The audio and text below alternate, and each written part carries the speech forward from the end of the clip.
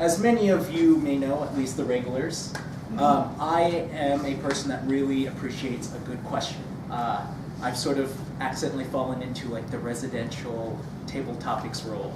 I actually more or less pride myself on as a question connoisseur.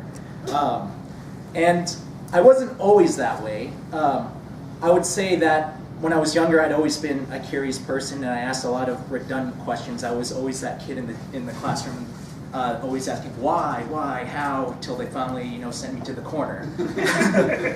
I remember in middle school, my nickname, I went either by, my teachers nicknamed me Socrates, and my friends called me Random Dave, because I would just, I was kind of like a squirrel asking random questions from topic to topic without any smooth transition. Oh, that's funny. Oh, that's so funny. I kind of had a case of ADHLAS, which is attention deficit. Hey, look, a squirrel.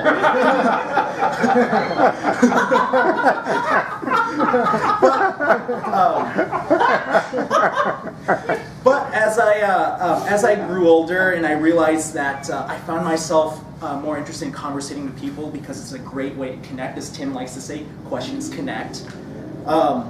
You realize that sometimes, when you become an adult and you meet someone new for the first time, whether you go on a first date or you just meet someone out of the blue, and you seem excited at first, you kind of have that, those butterflies or the anxiety kind of going on, and then the conversation falls flat and it's dull, and then you have to deal with that awkward silence, and it's just miserable.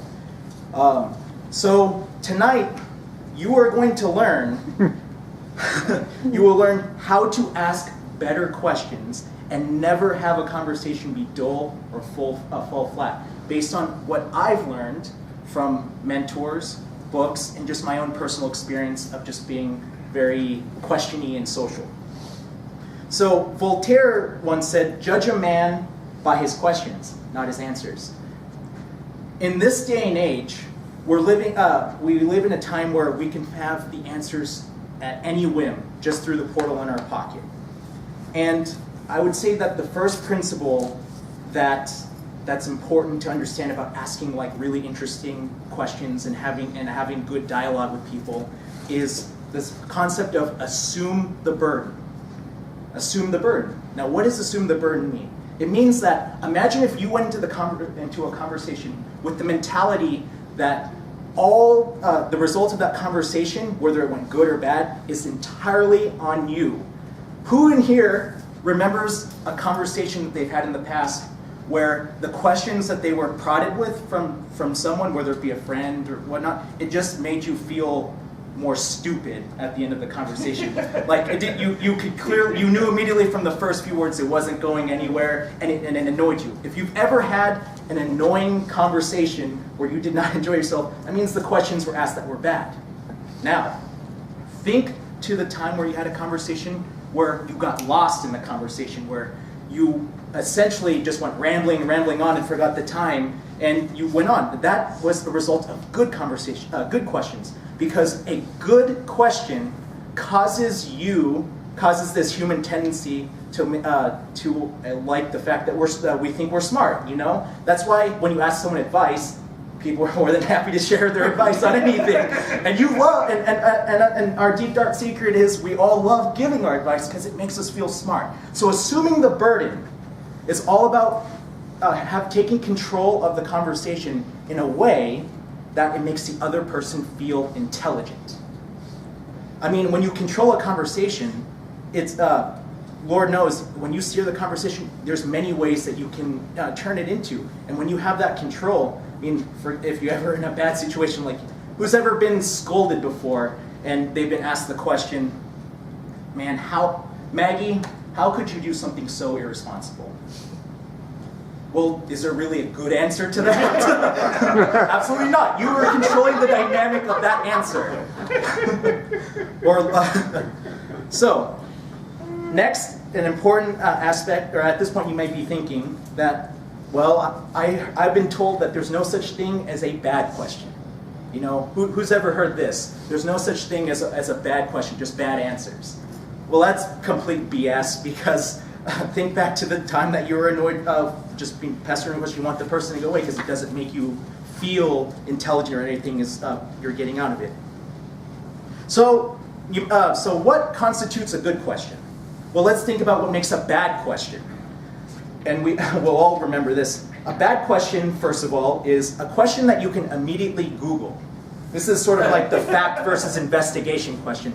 Who's ever been like, oh, where is that? You tell someone like, where's the that you like this restaurant this restaurant in Bucktown, and and they answer, oh, what's the address? And it's just like one Google search away. Those kind of questions are pretty pointless and annoying. Another bad question are the single answer. Do you how was your day? Good. And then tag questions, which are questions that have basically a little tagline at the end, such as like, that movie was incredible, wasn't it? Well, of course you're going to agree to that. So now we can think about what makes a good question. Well, first, a great way to engage in turn questions into a dialogue versus just an interview is turning questions into statements. So, Ranjit, what's something that's when you meet a stranger they usually ask you when they first meet you? Where do you work? Where do you work? Instead of asking where do you work or what do you do, to be like, Ranjit, you seem like someone who works in the entertainment field. I know he's an improv teacher, so that's cheating. But you can make an observation, or it doesn't even matter. It just makes the conversation more interesting. Any question anything that can be a question can be turned into a statement. And reframe. Don't use reframe it. So, for example, you could turn a boring statement such as like, we're here, we have a nice view. A typical response would be like, oh, great view. But instead, you could reframe it in a way that says, imagine the inspiration you would get if you were working at a place where that was your view every day.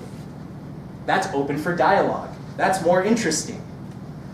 So, if you assume the conversation, or assume the burden in every conversation, the next time you're in a conversation, or the next time you have an interaction with a stranger, make it your goal that the other person seems like the most interesting person in the world, and you will connect with people on a whole nother level. And I want to close up as a homage to our Einstein expert here. Einstein also once said, if I had to solve a problem and my life depended on it, I would spend the first 55 minutes coming up with the right questions to solve the problem. Thank you.